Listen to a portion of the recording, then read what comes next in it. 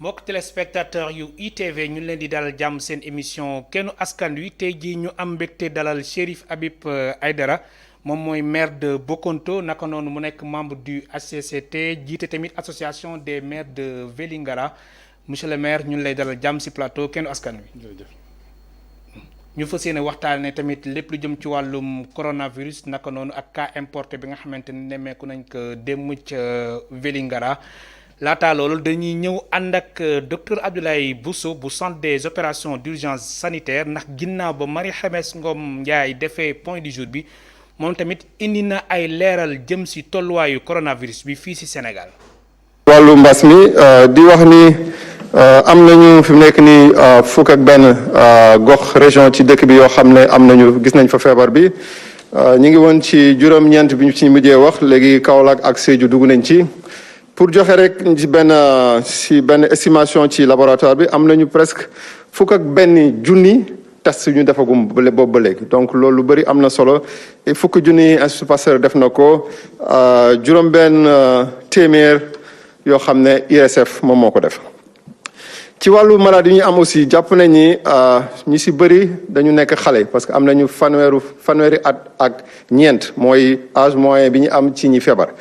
ci wàllu ñi faatu nag am nañu juróom-benn fukki at ak juróom-ñeent loolu kon waxoon nañ ko ni ko ñi nga xam ne le feebar bi di gën a mën a daaneel mooy mag ñi donc dañu bàyyi xel bu baax ci loolu. ci aussi li ñu am yëpp ci cas am nañ ci fukk ak ñeent yoo xam ne moom la ñu naan cas grave mooy malade yoo xam ne seen feebar bi dafa leen daaneel lu bari ci loolu la ñu am juróom-ñeent ñoo xam ne faatu nañ ci. et bu ñu xoolee aussi ci malade yi nga xam ne ñu ngi ci réanimation bu Fann bi juróom-ñeent rek lañ ci amoon ci juróom-ñeent yi ñeent ñoo si faatu mais ñett wér nañu ba génn ci réanimation Fann bi donc pour wax ni rek am na ñoo xam ne dinañ dugg réanimation mais dinañ fa mën a génn aussi ci kàttanu yàlla. et kenn koo xam ne moom mooy ki ñu delluwaatoon tugal mu faatu foofu ak benn boo xam ne mi ngi actuellement sous traitement et am nañ ci yaakaar bu baax ci moom. ñeneen ñi nga xam ne nag ñoo faatu am na koo xam ne ci biir Fann la faatoo mais ci service de maladies infectieuses Louga am nañ ci Ziguinchor Touba ak Thiès. mu nekkoon docteur Abdoulaye Bousso jiite centre d'opération d'urgence sanitaire ginnaaw ba Marie Khemesse Ngom Ndiaye defee tamit point du jour bi moom indi na ay leeral ci tolluwaayu coronavirus ban jàng nga siy def monsieur le maire. jàng bi mooy li ñëpp xam mooy. tey adduna bi yëpp dafa jàkkaarloo ak feebar bi mu ñëw ci suñu dëkk bi ñëpp taxaw ci mooy gouvernement bi collectivités territoriales yi ñëpp ñi nga xam ne am nañu responsabilité ci liggéey bi taxaw ci di def ci li ñu mën je crois que tey situation bi ni muy évoluer dafa laajte ñu gën a bàyyi xel ci recommandation yi nga xam ne moom la gouvernement bi adressé wu ci askan bi donc redoubler d'attention gën a respecter consignes yi ku nekk toog këram bu fekkee ne amul soxla bi nga xam ne il faut que soxla bi obligé ko mu génn këram na toog këram. bu fekkee ne gën na tam mu dem fu mu war a dem mu bañ a dem fu mu warul dem. ñu ne meeku ni aussi tey jii aussi Sénégal amaat na 64 cas yu bees naka noonu 442 nekk sous traitement ak benn am si ten am na aussi benn cas grave ñu ne meeku ni mbir mi daal dafa mel na daal fu mu nekkoon mu ngi fa ba léegi. balaa ma dugg ci cas boobu dama bëggoon d'abord ñaanal waa ITV. ñaanal Sénégal yàlla musal ñu ci musiba bi. amiin ci daraja yonent bi sallallahu alayhi wa sallam ci weeru koor bi ñu nekk. cas boobu depuis que mu am léegi mat na à peu près ñetti fan maa ngi jokkoo ak autorité administrative mooy sous-préfet bi. bu bon cas importé bi ngay wax. cas importé bi waaw. waaw laaj boobu moo stoppoon sax mais bismillah ndax dama la doon laaj ñi la Sénégal. fu mu toll nii dañu am 64. cas yu bees am kenn ku ci tane.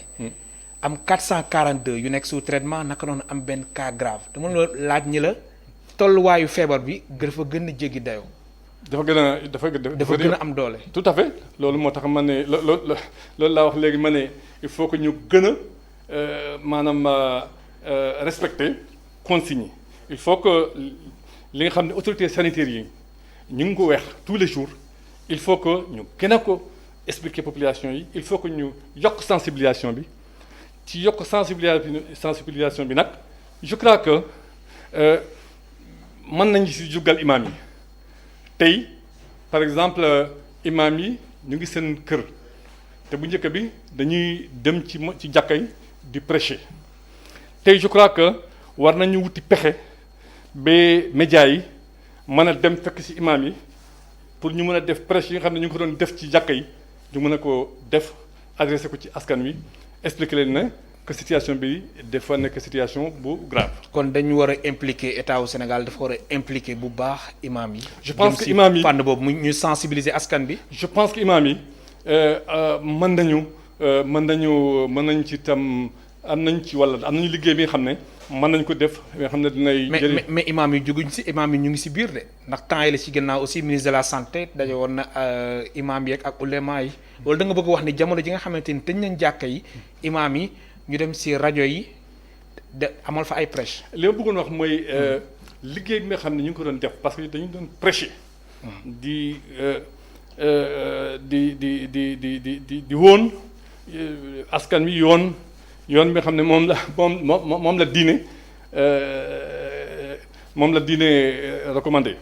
léegi liggéey boobu comme defuñu ko ma ne mënoon nañu wuti pexe surtout en tout cas dans le monde rural ñu mën a jàppale rajo yi ñu dem fekk ci imaam yi ci seen kër par exemple heure ndogu. ñu prêché rajo locale yi. bu fekkee ne yéen bon c'est un peu plus compliqué mais en tout cas dans le monde rural aujourd'hui je crois que surtout frontières yi imaam yi mën nañu chaque jour ñu jox leen par exemple xaw ma ça c'est les médias. yéen mën a. jox leen temps d'antenne. temps d'antenne. bi nga xam ne temps boobu askan bi xam na ne heure boobu bu jotee war nañu déglu imaam yi ñu wax nit ñi li ñu leen war a wax parce que diine bi tam am na lu wax ci lii donc loolu yëpp imaam ñi mën nañu ko wax jullit yi pour ñu xam ne dañu war a respecter donc li nga xam ne moom la autorités sanitaires yi comment dirais-je. recommandé. alors gis nañ Vélingara dafa am cas importé. xibaar bi démb la jëpp cas importé bi. nan la demee exactement. voilà cas importé bi ndax ay jamono ci ginnaaw. cas importé amul woon. waaw démb rek ñu yeewu ci point du jour bi. bu waa ministère de la santé di def ñu ne am na cas importé bi fa am. mais je crois que d'abord ku xam zone bi xam nga zone bi dafa nekk ci digg bi diggante Guinée-Bissau Guinée-Conakry ak Gambie donc zone frontalière la zone boobu bu fekkee ne tey sant nañu yàlla man dama ne sant naa yàlla parce que benn cas la ñu dégg wala 7 cas yooyu ñu jaaroon Jalajang mais ku xam flux bi va-et-vient bi ni ñu bëree diggante Guinée-Bissau ak Sénégal Gambie dafay xam ne effort bu rëy def nañ ko parce que du woon loolu tey du benn cas la ñu naroon wax dañu kon yow mënoon nañu am ay junni parce que dañu taxaw tëj frontière bi ci yoon yi nga xam ne yoonu officiel yi force de l'ordre di taxaw fa tëj frontière officielle yépp léegi cas yu mel nii cas yi nga xam ne nit ñi dañuy wiri maanaam duñu jaar si yoon yu normal yi daal ci yoon normal yi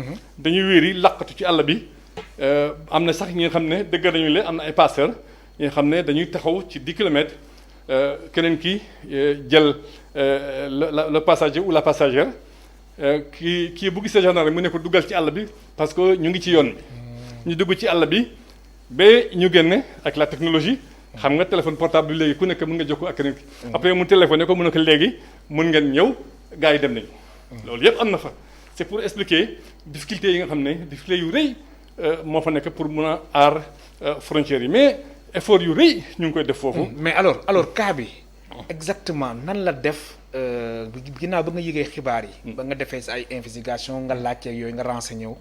nan la def ba dugg si. bu ñu yëgee cas bi information yu bëri. ñëw très bien foofu laa doon jëm si. man nag ma ne information yi comme bari nañu ma retenir information yi nga xam ne moom laa jël ci sous-préfet bi ma jokkoo ak moom. sous-préfet bi lu mu wax. sous-préfet bi dafa ma expliquer que cas bi benn soxna moo jógee ci biir Guinée Conakry ñëw ba ci frontière bi ba mu ñëwee ci frontière bi nag mu dugg ci biir Sénégal ci tronçon bi nga xam ne diggante frontière bi ak Bonkonto mooy suñu commune foofu la benn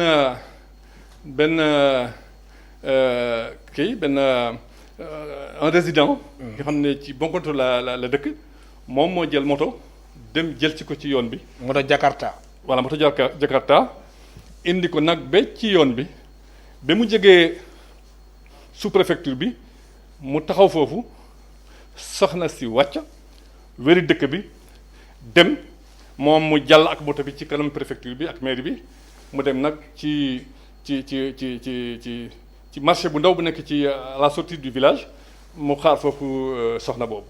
kooku nag bu ñëwee ba foofu la taxaw tuuti ñu ne am na ñu ne jënd na dara ci boutique bi ñu ne jëndwul léegi ñu ngi ci enquête boobu. en tout cas ñu ne def na fa ay temps am na temps bu mu fa def temps boobu c'est important parce que temps boobu. effectivement ay dugg génn voilà lépp dugg génn voilà. léegi ñu ngi ci enquête boobu léegi en tout cas foofu la ko jël. yóbbu ko kon moom bon jour exact la fa ñëw. loolu dafa xew tey ñu ngi lundi c'était je crois que jeudi soir. vendredi soir. léegi bi mu ko yóbbee ba Biaro fi nga xam ne bi mu jegee national 6 bi 400 mètres encore comme ni mu defoon ci dëkk bale mu def noonu mu wàcce femme bi dox ba ci goudron bi jël fa nag transport en commun. dem ba ci benn dëkk ci biir commune. jot na jël transport en commun. jël na transport en commun loolu tam question bu rëy la parce que il faut que ñu xam ndax transport boobu bi mu jëloon est-ce que ñi nekkoon ci biir oto bi dañu respecté woon distanciation sociale bi. wala xamuñu loolu mu ngi ci loxo ñi nga xam ne ñoo koy toppatoo mooy les autorités administratives. et les autorités sanitaires. alors li nga xamante ni ba mu jëlee transport en commun ñu nekkale woon si biir transport en commun yi anañu. est-ce que ñoom signalé wu nañ yan xibaar nga ci jot a am. je crois que déjà li ma xam mooy ki ko indi woon ba Bonkonto moom d'abord bi ñu ko yëgee rek dañu ko isolé famille bi tam ñu isolé ko yóbbu leen tey ci hôtel bi nga xam ne ñu ngi ko wax Léolewal ci Vélingara cas yooyu foofu lañ leen yóbbu ñoom ñëpp ñu ngi foofu ak famille bi. ñeneen ñi nag ñi nekkoon ci hôtel bi ak moom loolu jotuma ci encore xibaar bu leer mais xam naa ne ñu ngi ci enquête bi te c'est sûr et certain que. incha allah fii ak suba dinañu am information yu leer ci cas boobu ci situation boobu. alors ba mu jëlee transport en commun bi léegi fan ak fan la jot a jaar yan xibaar. voilà dafa jógee foofu fànn boobu la. voilà bi mu jógee foofu ci point boobu fi Biaro maanaam foofu la yoon boobu jógee Guinée la kii foofu la maanaam foofu la mooy raccord moom foofu mooy intersection bi. foofu la jël auto transport bi mooy Biaro Carrefour boobu. léegi dafa ko yóbbu ci benn dëkk ci biir commune Kandiaye foofu nag na feebar foofu nag jotaguma sous-préfet te am na ñu ma wax benn xale moo fekk femme bi di tëdd foofu moo xam ne kii dafa feebar mu signalé ko. am na ñu ne benn comité villageois la ñu fa installé comité villageois boobu. moo interpellé donc les radios communautaires ñoom ñu interpellé autorités yi après ñu jël ko foofu yóbbu ko nag poste de santé Diaobé foofu la ñu ko nag testé positif. alors léegi mbir mi ba mu amee yan disposition ngeen jël ndax dafa mel ni tey am na ay opération de désinfectisation yoo xamante ni tout à fait prévoir na ngeen ko tey fan ngeen si toll. tey nii bi loolu amee dama jokkoo ak préfet bi ma ne ko léegi. mu xool ak waa service d'hygiène ñi nekk Vélingara ñu def l'expression de besoin ñu wax ñu lan la ñu soxla pour désinfecter lieu de passage yi fépp fi nga xam ne kooku jaar na fa ki feebar ki jaar na fa ñu ñëw identifier dañu ko ba pare lieux yi boutiques yi ak centre de santé bi ak yépp léegi waxtaan nañu ba def nañu seen expression besoin jox naa ndigal tey secrétaire municipal dem na génne na xaalis bi yóbbu na ko ci préfet léegi xaalis boobu la ñuy jënd produit yi nga xam ne moom la waa service hygiène soxla pour ñëw désinfecter passage yi yëpp. passage yëpp daal désinfecté nañ ko. ñu ngi ci tey ci journée bi nii. ci loolu lañ nekk rek. alors li mel ni ban jàngat nañ si war a def lépp li nga xamante ni dafa jëm ci wàllum cas communautaire wàllum li nga xamante ni mooy coronavirus ñu nemmeeku fi ni cas importé am foofu le askan bi fa yeewoo. dem am na suñ benn naataangoo bu fa nekk di Youssouf Konté def na sa fi benn reportage mu ni daal askan bi dañ yeewu ak njàqare. yow bi nga xamante ni maire nga. lan nga leen di wax. tey nii li ma xalaat. mooy tant que nit ñi dañuy ragal pour bañ a def li nga xam ne war ñu ko def affaire bi du sotti je crois que il faut que nit ñi ñoom ci seen bopp ñu approprier affaire bi ñu xam ne ñoom ci ñoo war a aar seen bopp d'abord loolu moo tax ma ne sensibilisation bi il faut que ñu xoolaat ko et puis aussi bien sûr sanctions yi aussi faut que mu ànd ci. donc je crois lépp li nga xam ne ñu ko doon def. lépp li nga xam ne ñu ngi ko doon def ci wàllu sensibilisation ci wàllu sanction je pense que il faut que ñu yokkaat parce que situation bi moo laajte loolu. je crois que tey loolu moo tax ma di woon wax implication des imams et peut-être d'autres ay personnes ressources yi nga xam ne bu ñu waxee dañ leen déglu je crois que war nañu jox kaddu pour ñu mën a yokk sensibilisation bi pour que nit ñi ñoom si bu fekkee ñoom ñooy bañ dem fekkee du gendarme moo leen wax ne waroo dem fii waroo def lii waroo def lii. bu loolu amee rek je crois que dinañu loolu dina yokk jàmm bi bu baax. ma fàttali suñu mbokk téléspectateurs yi ñu ngi dalal Chérif Habib Aïdara nekk maire de Bokonto naka noonu nekk membre du HCCT au conseil des collectivités territoriales naka noonu mu nekk président de l'association des maires de Vélingara des maires du département de Vélingara. alors beneen seetlu bi tamit mooy yow nekkoon nga tamit vice-consul général du Sénégal au Maroc atum 2013 atum 2016 yooyu yëpp daan si ñëw ci kanam tuuti ma fàttali suñ mbokku téléspectateurs yi mën nañ woote si 33 824 88 06 alors lii yëpp lu ko waral mooy mbirum frontières yi porosité des frontières nekk na benn question bu nga xamante ni neexul régler. je crois que problème frontière dafa doy waar parce que tey la liberté de la circulation doomu aadama bu nekk fu mu nekk ci àdduna bi bu fekkee ne ñu ngi ci jàmm bu fekkee ne amuñu guerre amuñu feebar bu mel ni war na mun a déplacer wu loolu droit am la wante nag situation bu mel ni dafa laajte wax dëggee la frontières yi ñu tëj ko bu baax. ñu tëj frontières yi. tëj frontière bu baax je crois que ñun sax Sénégal mais xam nga Sénégal jël na ay matukaay jëm ci wàllum frontières yi mais teewul li ni mel am. waaw loolu way mooy fraude yi mooy infraction yi loolu du ñàkk am loolu laa expliqué sànq ma ne fépp fi nga xam ne autorité war na fa toog téye frontière bi je crois que def nañu ko.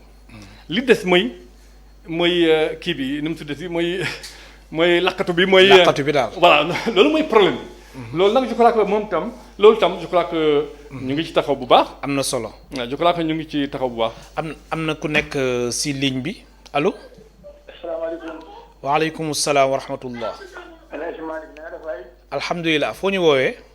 woote Louga. Louga bisimilah. waaw man de leen di ziar si aéroport bi.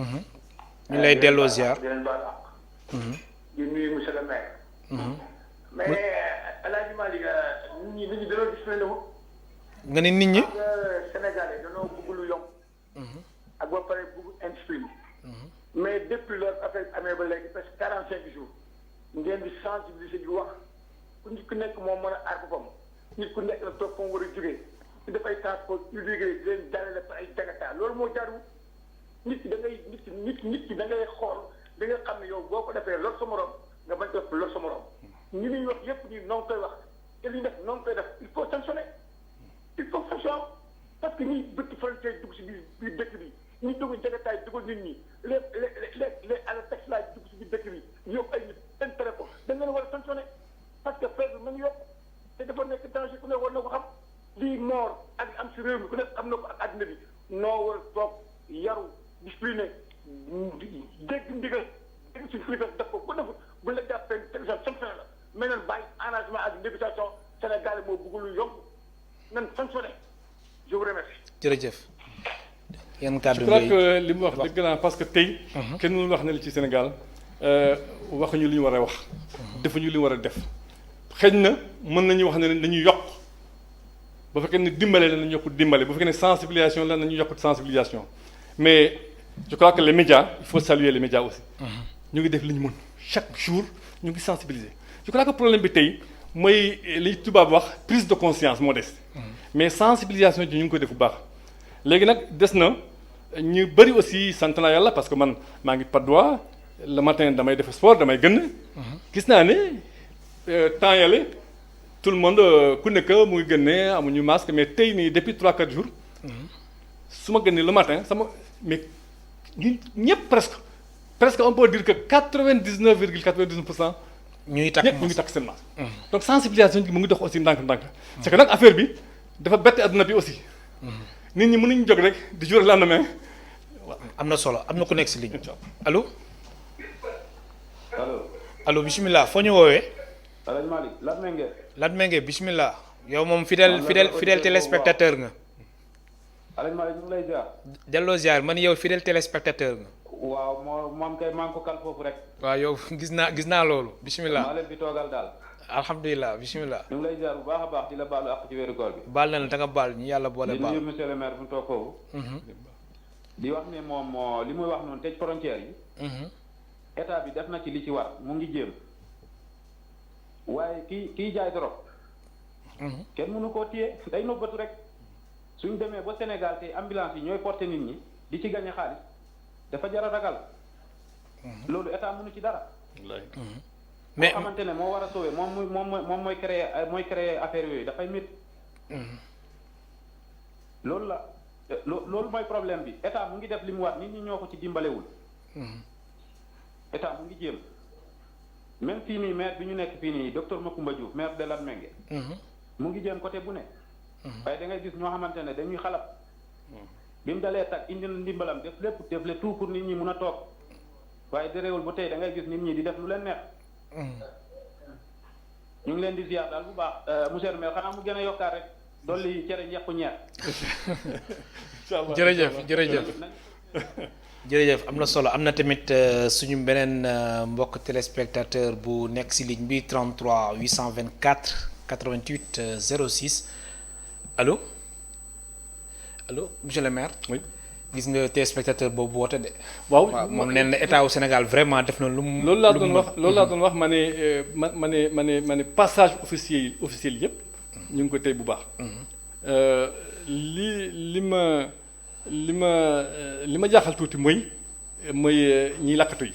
ñiy làkkatu yi loolu surtout dafa gën a jafe ci zone frontalière yi xam nga Dakar tey boo tegee benn policier rek presque il la mun nga contrôler yëpp mais fale fu ñu dëkk ñun à 600 kilomètres de Dakar ñu nekk ci frontière ci digg ñetti dëkk yi ñu nekkee aussi Louma de Diaobé c'est le bi nga xam ne c'est le plus grand rassemblement de l'Afrique de l'Est hebdomadaire nekk foyer de religieux Médina Gounass à côté loolu yëpp nekk ñu nekk ci zone frontalière dafa jafe aar ko mais wax dëgg yàlla li ma fa gis li autorité suñu sous-préfet bi il faut que ma gërëm ko.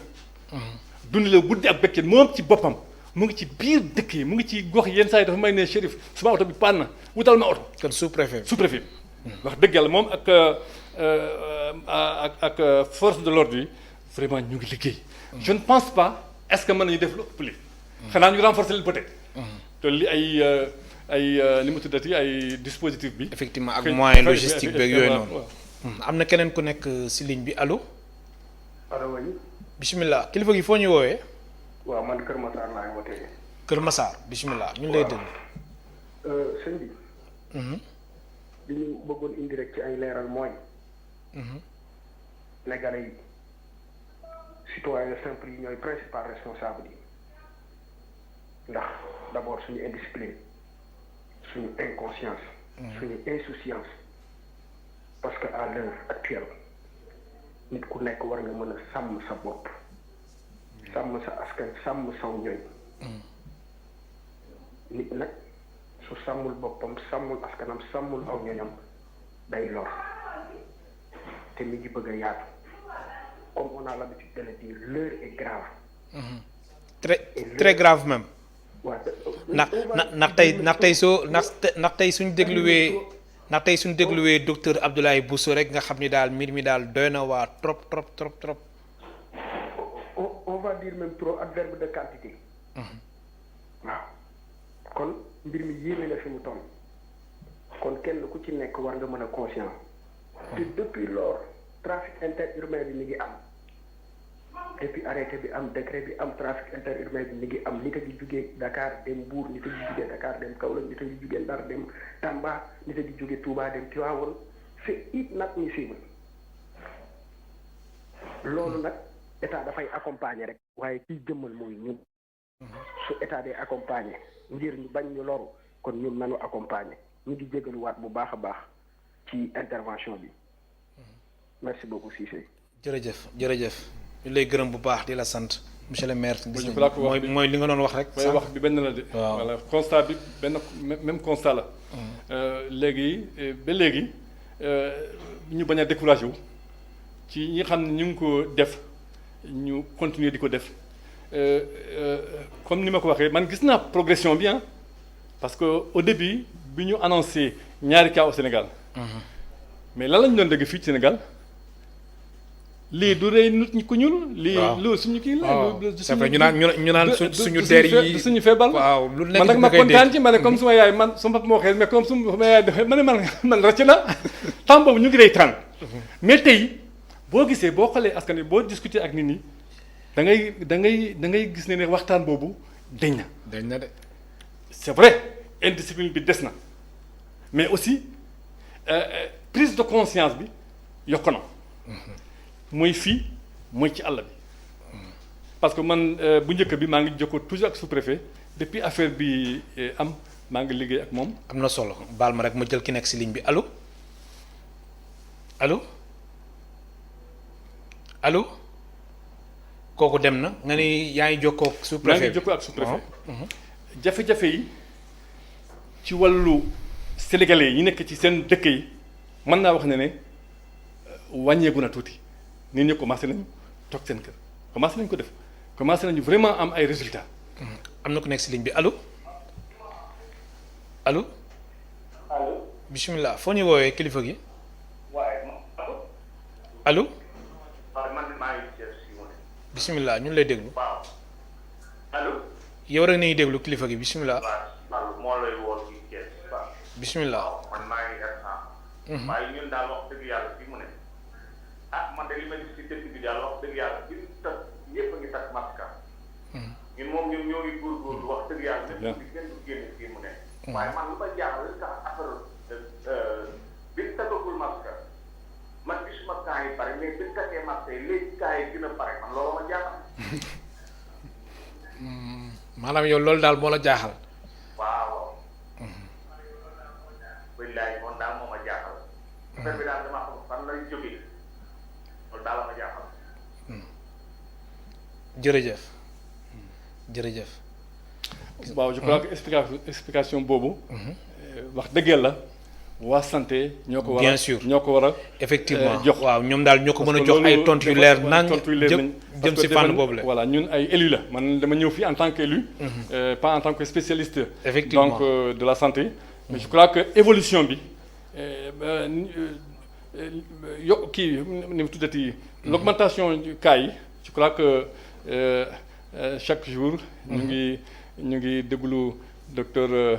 Seydi docteur Bousso ak waa ministre de la santé. ñoom Aliou expliqué Abdoulaye Diouf Sarr mais li ma ci voilà. mais li ma ci comprendre tuuti li ma ci xaw a comprendre tuuti mooy kii bi testé la nombre bi nga xam ne moom la ñuy testé moo yokk.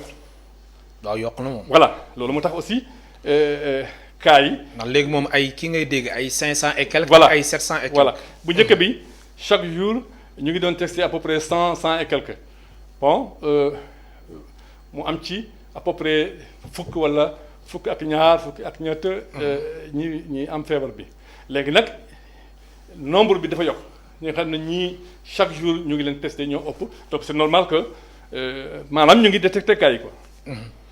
alors monsieur le maire allo am na ku nekk si ligne bi allo. allo salaamaaleykum. waaleykum salaam bisimilah. waaw maa ngi lay ziar bu baax. alhamdulilah foo ñuy woowee. waaw xam naa damay leb tur bi dara waaye leb tur bi. fan nga ñuy woowee. maa ngi doon wootee Touba. bisimilah an waa Touba. waaw maa ngi rafetlu waxtaan bi.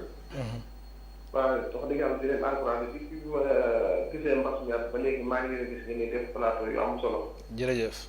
di sensibiliser askan wi ak yooyu waaye nag li ma xam ne maa ngi koy ñaan nit ñi nga xam ne ñooy jàng tubaab nan ay Covid-19 ak yooyu nan di wax mbas. xam nga bu ñuy wax mbas mi dina tax bawal yeeg jàmbur yeeg séeréer si joonaat ñëpp xam. lu am na daal waaye ay Covid-19 ak yooyu day dem ba day réeral askan wi. te tamit bu loolu passé. moo tax allo. moo tax ñun fii si ITV lu ñu bind si français dañ koy bind ci wolof. yaa ngi may dégg. maa ngi lay dégg waaw. dama ne fii si ITV comme émission bi di daw nii kenn askan wi. thème bi suñ ko bindee si français dañ koy bind ci wolof. loolu aussi xam naa ni lu am solo la. waaw loolu am solo yéen de rajo xam nga bañ ngeen ba yéen ngeen def 82 ngeen def 33 askan wi dugal seen xalaat ci émission bi. parce que wax dëgg yàlla yéen seen télé bi wax dëgg yàlla boo leen seetlu askan wi yu bari léegi ñu ngi leen di seetaan xam boo leen ko yëg boo leen ko yëgul. ay yéen ay plateau yu wax solo waaye li nga xam ne daal maa ngi koy lancer monsieur le président Macky Sall. muy daal lépp loo xam ne mën na ko dimbali askan wi na ngeen ko dimbali. nii may wax ak yow nii tembe am na nit yoo xam ne sonn nañu lool ba ko sonn yëpp. te am na mbas mi leen la koy gañe mooy alal mais gis nga nit ñi fu mu gën a xiif kaa yi gën a bari loolu moom maa ngi wax seen bés ni ki daal gis nga nit ñi ñu ko gën a sonn gën a ànd ak ay coono mbas mi gën a bari ndax dañuy dem ba dootuñu mën a maîtriser seen bopp kon gouvernement bi bu ñu leen bàyyee xeex nit ku ne lan la yàlla wërsëgal ak fa sa doole toll génne ko mu néew mu bari ndimbal tuuti nga jékki-jékki xool sa dépense nga daan suur 5 kilos nga suur tey 10 kilos daan joxe dépense 5 000 francs tey nga joxe 10 000 francs ngir yaakaar ay ñaari nit ci sa wetu kër loolu sax ndimbal la mais bu ñu bëggee bàyyi population bi nii nit ñi am xëytu nit ñi góorgóorlu nit ñi amatul lu nekk nit ñi amatul la dañuy dem ba réew mi ba yàgg koo xam ne ñi nga xam ne yaakaar nañ ne am nañ alal nekk seen jàmm bu yàggee dootuñu nekk seen jàmm de. ndax am na lu ma benn nit génn kilifa mos a wax daf ne ma réew mi borom alal la bu ñu bëggee seetaan nit ñi ñu nekk nii ñu wëree bu yàggee ñoom ci boppam dootuñu nekkat ci noflaay. ñoo bokk réew mi. jërëjëf waaw sëñ bi nga baal ma rek nañu dimbalante sëñ bi nit ñi nañu jëlal seen xel. xam ne 4x4 yi climatiseurs yi étage yi yëpp amul solo xam nga lu am solo sëñ bi yàlla wërsëgal nga bokk moom nit ñi. waaye mbas mi dafa am lu bari lu muy feeñal ci réew mi nañu dimbalante jënd ceeb jënd suukar jënd diwlin dimbalante ci suñu biir bu ko defee lii balaa yàgg mën naa jeex bu loolu passé si sëñ bi président de la République maa ngi koy lancé baykat yi da leen dimbali lépp lu mu daan def ci mbay mi na ko gën a dooleel ndax bu ñu àggee fii ak ci réew mi toll baykat yi béyuñu réew mi dana gën a nekk ci crise boo xam ne daan ko bëgg a saafara te duñ ko saafara. maa ngi leen di sant bu baax di leen gërëm. li ngeen di maye temps li xaw a nekk sama xol ma mën koo développé jërë ngeen jëf. jërëjëf seen télé bi nag yàlla ko yàlla ko àggale fu kawe seen jot. amiin alors Chérif yow nga jiite association des maires du département de Vélingara ba fi mbas mi ñëwee ba léegi di coronavirus depuis le 2 mars yan action ngeen jotagum def foofu la. Je crois que affaire bi bi ñu ko annoncé le 2 mars que ne virus bi dugg na Sénégal ñun maire yi dañu am benn groupe WhatsApp ñu waxtaan ci ku nekk ak réalité commune am parce que communes yi fii bokkuñu réalité am na ñi nga xam ne dañu enclavé wu am ñi nga xam ne ci maanaam ñu ngi ci ay dëkk yu mag comme Vélingara comme Médina Gounass bi ñu waxtaanee la première approche mooy ku nekk ci maire yi na seet d'abord li nga xam ne ci domaine bi la gën a ragal situation bi foofu la ñu la situation ki ni mu tuddati askan wi population yi dañ ko gën a solliciter mu agir en fonction de la demande des citoyens mais man nag bi ma jotee xibaar bi man leen man mon approche damay liggéey ak sous-préfet ma téléphoné sous-préfet ma ne ko affaire bi dugg na Sénégal naka la ñuy def mu ne ma Chérif loo bëgg a def yow noo ko bëgg a defee ma ne ko man li mu bëgg a def mooy ma def ay intervention progressive comme affaire bu bees la te ñu ngi ñaan yàlla mu yem fi mais kenn xamul fu mu yem mënuma jël doole commune bi yëpp dugal ko benn yoon ma ne ko dama bëgg a génn benn somme ngeen seet yow ak autorités sanitaires yi ngeen defal may expression de besoin ma dugal benn somme bu ñu toogee dem bi ci kanam bu ñu gisee situation bi ni muy évoluer ñu intervenir donc une approche des interventions progressives. am na solo am na ku nekk si ligne bi allo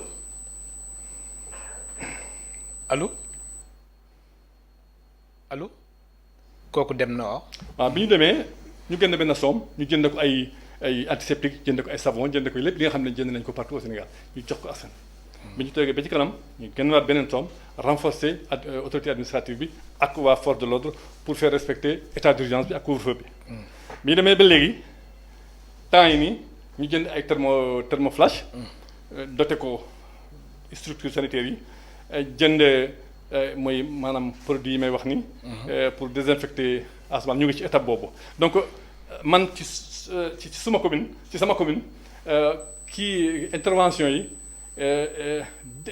bi defuñu ko benn yoon maanaam coronavirus ñëw na Sénégal rek ñu jël xaalis bi nga xam ne tuuti bu ñu yore bi gën na ko yépp après nag loolu la ma préfet wax démb bu ne ma Chérif waxtaan naa ci ak préfet département bi ak gouverneur bi ñu ne sa démarche bi baax na parce que à chaque fois c'est en fonction de l'évolution au début fi tolluwaayu coronavirus bi voilà ci ngeen di agir parce que yeneen soxla dañuy feeñ parce que bu njëkk bi savon rek lañu jënd savon madar ni ñu tuddati eau de javel affaire yooyu mais tey yeneen affaire feeñ na masques yi ñëw nañu ma ne léegi commune bi yëpp war nañu am masque ma ne tailleur yëpp nañu waxtaan proposé ma ay lieux fi nga xam ne mën nañu fa indi seen machine mairie bi jëndal leen tissu yi mais nañu dem ci médecin bi le médecin chef de voilà district ñu laajte ko ban tissu moo gën a baax ci fabrication masque yi. te yooyu jot ngeen ko def. waaw ñu ngi ci actuellement. def nañu yëpp léegi des na rek ñu def engagement jënd tissu yi jënd élastique yi jox tailleur yi nga xam ne ñoom ñoo dëkk foofu jox leen liggéey ñu liggéey. mais nag monsieur le maire loolu war na gaaw de. waaw masque yi askan bi soxla nañ ko de. tout à fait. waaw xam na nag soo leen mënee baral jéego yi daal dina am solo de. absolument c'est que nag il faut que ñu organiser ko. xam nga organisation dafa laaj te temps loolu mënoo ci dara boo bëggee def dara ci benn commune da ngay laajte ñi nga xam ne ñu ngi ci liggéey boobu da ngay waxtaan ak tailleur yëpp sinon boo joxee kii nga bàyyi kale bon xam nga loolu. comprendre ñëpp dañu war a bokk ci combat bi. am na ku nekk si ligne bi allo. allo. kilifa gi allo. oui ma lay ziar. ñuy delloo ziar di jéggalu si xaar bi bismillah. non amul solo amul solo. foo ñuy woowee. Badara Ka depuis Louga. bismillah ñu lay déglu. léegi man damay souligner mooy man fi ma dëkkee dafa am benn affaire bu ma fi metti trop. fan la fan Louga. waaw mooy kii quoi oto yi. allo. yow rek nañuy déglu. allo. allo. allo. allo oui. kilifa gi ñu lay dégg bu baax bismillah. ma ne mooy man fi ma dëkkee quoi man maa ngi dëkkee dëkk bi ñu naan Bodo. yaa ngi dëkkee. waaw dëkk bi ñu naan Bodo. mais man def gis na oto yi ni ñu doon yebee ñoo ngi yebee noonu ba léegi oto yi dañuy yeb gan mbagg ak mbagg. waaw affaire boobu daal mu doon affaire boo xam ne man métti na ma trop suñ côté bii nii quoi dafa métti trop trop trop. kilifa yi ñu lay dégg bu baax a baax. mooy indiscipline bu ñu jërëjëf mooy indiscipline bu ñu doon wax sànq rek. nit ñi di yeb voilà. loolu tamit lu doy waar la ko. mais nag loolu tam am na benn détail je crois que war nañ ko souligner. mooy lan. mooy bu njëkk bi man dama doon taxaw ak sama chauffeur bi ma ne mais fale ci suñu dëkk bi force de l'ordre yi ñu ngi bu ñu la fekkee ci moto ak yaa ngi transporter keneen. dañuy téye moto bi sonnal la alors que fii Dakar oto yi ñu ngi fees dell en équité bi. loolu moo doon suma xalaat man ci suñu bopp. mais bi ma demee yenn saa yi ma ne oto yi da ngay gis oto bi nga foog ne oto bi dafa fees mais boo xoolee yenn saa yi ñu ngi respecté. distanciation voilà gaaw ma ko voilà man bu njëkk bi su ma gisee nit ci oto bi rek wala ñaari nit wala ñetti nit ci biir oto bi rek ma ne oto bi fees na del mais nag loolu tam xam nga affaire bi mënuñu jóg benn jour rek yépp mel comme ni ñu ko bugg comme ni ñu ko buggee mënul lekk loo gi rek progressif il faut que mu nekk. ndànk-ndànk rek. je crois que loolu laa expliqué sànq ma ne boo xoolee depuis le 2 mars ba tey am na changement yu bëri. je crois que mentalité nit ñi sax changé nañu yu bëri. là moom même ci oto yi du manqué nag indiscipline bi mu ngi fii ba tey ñu war nañu ko xeex ñun ñëpp loolu je crois que ku nekk ci position am ci société bi. mën na ci taxaw loolu moo tax ma wax sànq si wet rôle bi nga xam ne imam yi. war nañu ko jouer ak ñeneen. alors monsieur le maire. yow yaay maire dëkk bii di Bokonto. gëj nga fa. waaw gëj nga fa. gëj ma fa Bokonto du ma fa gëj. ka nga fa gëj. ka nga fa gëj. am na léegi juste mois de février. ñu ngi si avril de. waaw yàgg la de. waaw dama nekkoon mission. dama voilà dama nekkoon nag ci session. voilà au conseil voilà foofu laa bëggoon ñëw. est-ce que tamit lu nga nekk membre. bu HCCT au conseil des collectivités territoriales. moo tax am na liggéey yoo xamante ni da nga koy faral def fii. mais teewul aussi waroo sore dëkk ba. ah non je crois que le fait que ma nekk fii di liggéey ci askan bi yàqul dara ci suma liggéey mairie bi. parce que bu ma fi nekkee gérer à distance bi ma fi nekkee session. yaa ngi koy gérer à distance bi ma fi nekkee session. bu ma paree session bi maa ngi ci àll maa ngi foofu. mais su ma fa nekkul tam une mairie c'est une institution. lu tax un maire am premier adjoint am deuxième adjoint mën na sax mu am ba 6 adjoints am ay commission démb nii maa ngi liggéey en distance. boog temps yi télétravail ngay def. télétravail nii temps yi nii ak commission foncière commission environnement commission finance barkaati démb def nañu réunion bu rëy pour interdire l'exploitation du sable dans la commune ñu waxtaan ci étudier ko ba juboo ñu def benn PV yónni ma ko ma signé ko yónni waat ko ñu yónni ma décret secrétaire municipal bi ni décret bi ma signé ko yónni ko préfet dañu tere ku fay tibb sable ba conseil municipal bi toog waxtaan ci ak direction générale régionale de service des mines pour ñu pour liggéey bi taxawul liggéey bi et puis yenn saa yi bu ñu fa nekkee du ñu liggéey sax bu ñu fa toogee boo fa toogee. kon yow soo nekkee Dakar ngay gën a liggéey. la gën a liggéey parce que su ma toogee foofu. su ëppee 10-15 jours rek politique laay def te man immigré la man li mu bëgg mooy li ma gis ci bitim réew indi ko ci sama commune. loolu daan si ñëw sax. loolu mooy suma liggéey loolu gis naa ne su ma fa toogee après conflit politique ki lii jaar bon loolu yëpp amul njëriñ je crois que li gën a importance. mooy maire bi taxaw li nga xam ne war na ko liggéey ci biir dëkk bi fii ci Sénégal fii ci Dakar puisque au conseil c'est un cadre pour justement les collectivités territoriales. exact au conseil des collectivités territoriales.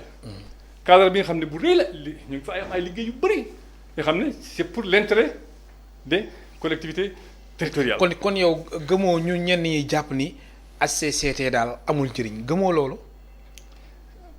bu njëkk bi balaa man ma dugg ci HCCT bi dama xawoon wax man. da nga doon hésiter. voilà mais liggéey bu rëy moo fa nekk ay maires ñoo fa nekk ay anciens ministres ñoo fa nekk ay professeurs ñoo fa nekk ay xam ne génn xalaat am na loi yu bëri tey je crois que HCCT bokk na ci ñoo xam ne ñoo ko inspiré mais bugguma ci dugg parce que ñun liggéey HCCT muy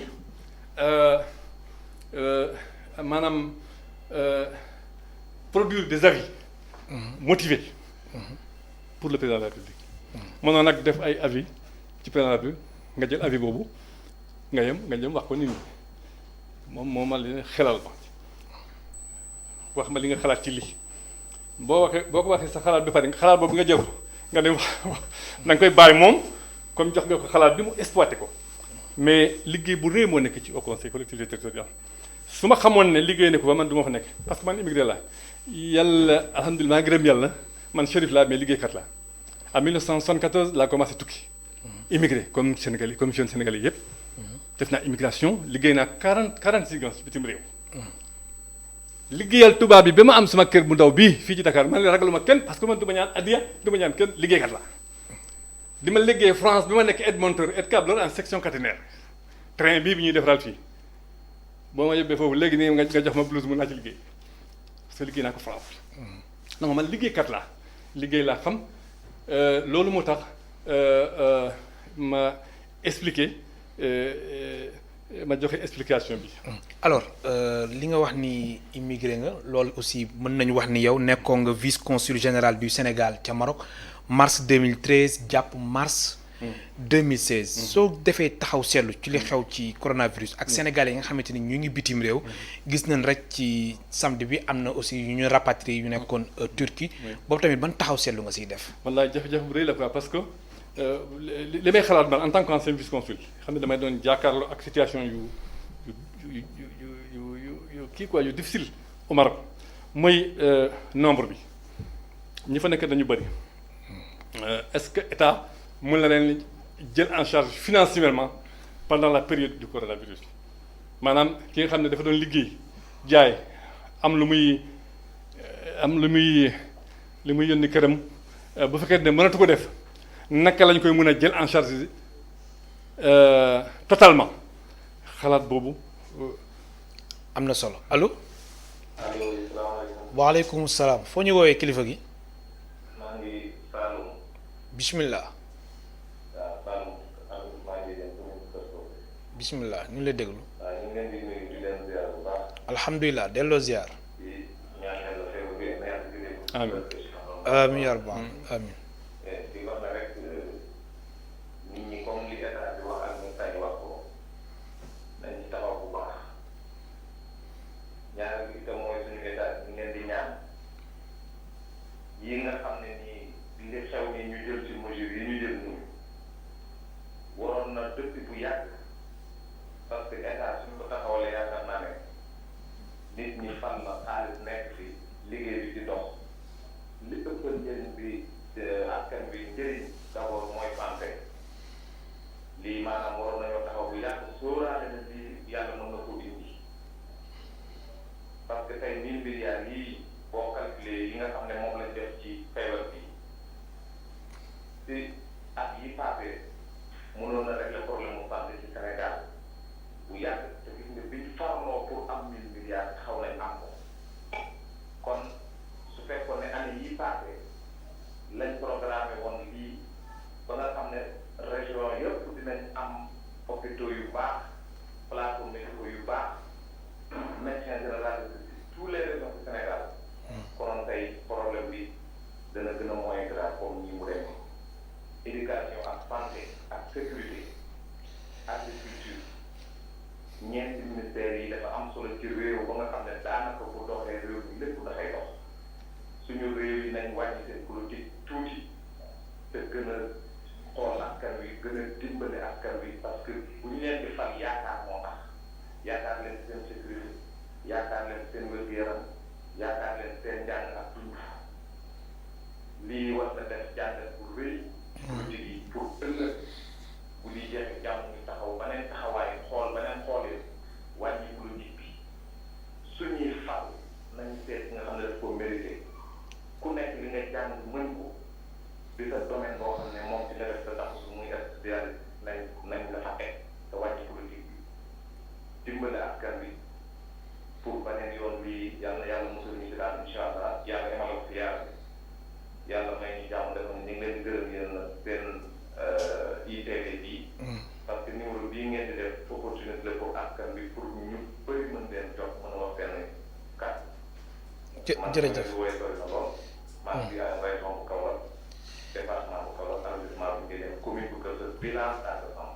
jërëjëf waaw loolu imam Moussa Dramé ñu ngi leen di gërëm bu baax di leen nuyoo salaamaaleykum. jërëjëf waaleykum salaam Chérif ñun doon wax tamit ci ñi nekk bitim réew gis comme lu ma la ko waxee état wu Sénégal rapatrié na ay doom Sénégal yi nga xamante ne dañ nekkoon Turquie am na aussi ñu nekk France ay doomu réew mi ñoom tamit ñu ngi sàkku ñu indi leen Sénégal ba fa moi je crois que lépp en tout cas dégg naa suñu sëriñ bi léegi am na lu mu wax ci wàllu politique bi ci wàllu aussi 1000 milliards yi wax dëgg la pour fonds force Covid 19 voilà du ma dugg ci détails yi mais je crois que politique bi moo tax aussi bokk na ci li nga xam ne waxuma la moo tax mais bokk na ci li nga xam ne dana indi jàmm ci dëkk parce que nit ñi dañu waxtaan man yàlla def na ne j'ai fait 46 pays def naa 19 ans dans les Caraïbes waxuma France waxuma dëkk Afrique aujourd'hui boo ma yóbbee Lumumbashi Afrique Caraïbes Pacifique boo ma yóbbee tey di Lumumbashi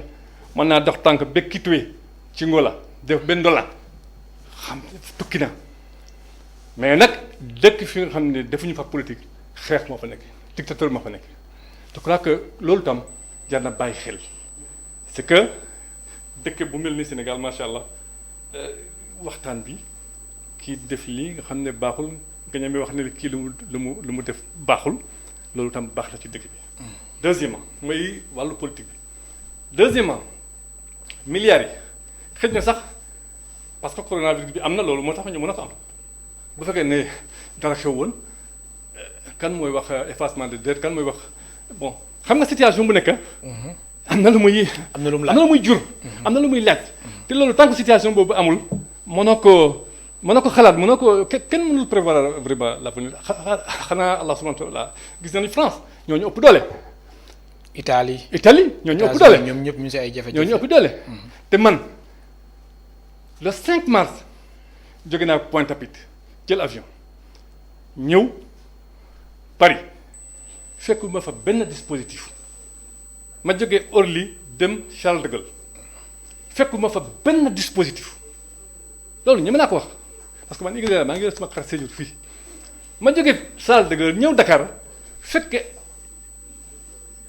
équipe yu xam ne kaagule ñu ngi taxaw ñu ngi seen thermoflash fekkee bàyyi ma ko France donc je crois que aussi affaire bi feebar bi bett na adduna bi yépp mais ku nekk nag ni ngay débrouiller doo mën a calculer ne fii ak ñeenti fan affaire bi dina mel nii wala mel ni je crois que le Sénégal a pris rapidement des dispositions xëj na bu fekkee ne jëluñu woon ay dispositions yooyu xëj na tey situation bi gën a grave. alors sénégalais yi nekk bitim réew di sàkku ñëw si réew mi. état bi dafa leen war a indi ñoom ñëpp wala. yow bi nga xamante ni yàgg nga ci bitim réew xam nga nekkinu sénégalais yi foofu. ndax état bi période bii nii. ndax Sénégal war na leen. ginnaaw bañ ingee ñi nga xamante ni. ñu nekk Turquie bërki dem. am na ñu nekk France. ñoom tamit ñu ngi sàkku ñu indi leen. état du Sénégal aussi daf leen war a indi. la war a rapatrier. bu fekkee ne. je crois que la question c'est est-ce que Sénégal état bi mën na ko wala mën na ko. je crois que bu fekkee ne état bi mën na ko. jar na ko. parce que situation bu mel ni bu amee bu la fekkee ci bitim réew. da ngay bu fekkee ne vraiment mën na nekk. da ngay jaaxle da ngay jaaxle da ngay bëgg a nekk da ngay bëgg a nekk ñëw sa kër toog sa kër nekk ak si njaboot. mais la question c'est la possibilité. est-ce que tey état Sénégal mën na rapatrier sénégalais yëpp ñu nekk bitim réew. question boobu il faut que ñu poser ko. wala yow mën nga jël ñi nekkee Lille nga bàyyi ñi nekkee Lyon wala nga jël ñi nekkee France bàyyi ñi nekkee États-Unis wala nga jël ñi nekkee Europe yëpp wala bàyyi ñi nekkee Afrique centrale bon ce sont des questions yi nga xam ne ñun mënuñu ko tontu parce que réalité boobu. ñu yore kii ministère des affaires étrangères ñoom ñoo xam exactement. mais en tout cas c'est une question très importante. alors politique migratoire bu Sénégal jamono ji atum 2020 jéego yu ñu si def baax na wala dañ gën a war a yokk jéego suñu politique migratoire. politique migratoire Sénégal. li ma bëgg a wax ci ndax loolu moom sa domaine la. li ma bëgg a wax ci loolu mooy li nga xam ne bi ma nekkee 46 ans bitim réew li nga xam ne lii mooy indi coono yu bari mooy formation mooy métier ñu bëri. très bien ñu bëri xale yu jàmbaar lañu vraiment da nga xam ne lii ñii dañu bugg Sénégal loolu moo tax sax ñu dem dañu bëgg a dem am indi fii wante bu ñëwee ci dëkk yooyu nga fekkee nga baal maa nga fekkee tubaab bi nga xam ne moom doomam ci boppam bu amee décision da koy dàq da koy ne bon demal nga débrouiller nga ñëw ci moom nga ne ko aw ma métier dama bëgg am carte de séjour dama bëgg nga jox ma liggéey dama bëgg nga jox ma kër jafe-jafe la. loolu moo tax ma ne immigration bi moderne bi je crois que ñu ngi koy def bu baax ñu ngi ci xalaat bu baax ci ministère bi mais la formation au métier doit être absolument de mise parce que mënuñu développer dëkk bi tant que jaaruñu ci xale yi te mënuñu ci jaar ci xale yi développer dëkk bi bu fekkee ne xale yi la plupart des jeunes qui n'ont pas été à l'école sont des marchands ambulants sont des braves marchands ambulants loolu moo tax ma ne formation bi mooy mun a améliorer condition immigration bi tey benn immigré mu dem am métier am loolu sax mu ngi feeñ ci étudiants yi. étudiants yu bari sénégalais yi nga xam ne ay cerveau lañu su ñu demee jàng foofu bi am seen diplôme lañ leen tey foofu. kon lu tax ñu rejeté ñeneen ñi je crois que la formation moom moo war a tey améliorer. Je crois que le ministère est en train de bien travailler sur la formation professionnelle. Effectivement am na solo monsieur Aidara maa lay gërëm bu baax di la sant waxtu wi jeex na. merci beaucoup jërëjëf. ma fàttali suñu mbokk téléspectateurs yi ñun doon dalal Chérif Habib Aidara nekk maire de Bokonto nekk membre ci HCCT au conseil des collectivités territoriales naka noonu mu jiite association des maires du département de Vélingara ñu leen di gërëm bu baax di leen sant ba suba incha allah.